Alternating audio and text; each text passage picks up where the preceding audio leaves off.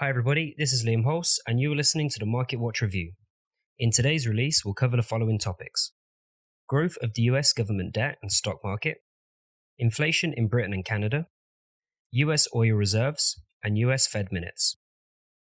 The current week began with a rather important event for all investors and traders: the update of the historical maximum by the Nasdaq stock index. At the same time, the S&P 500 index is holding several dollars from the previous maximum. All this points to the strength and stability of the economy.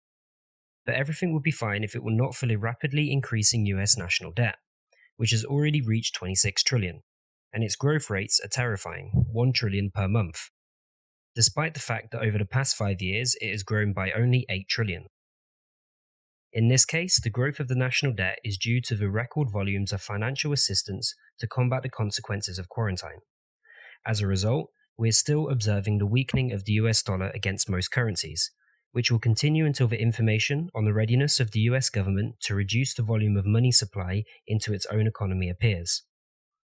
Moving to the European trading session, I would like to note that the published report on inflation in Britain. The actual data turned out to be significantly better than the previous and forecasted ones, but the activity of buyers of the Great British Pound and US dollar currency pair remained weak, indicating that the US dollar remains the key driving force. Therefore, during the American session, I expect an increase in market volatility. I would also like to draw your attention to the upcoming publication of inflation data in Canada. Economists are moderately optimistic about the release, which is positive for the Canadian dollar.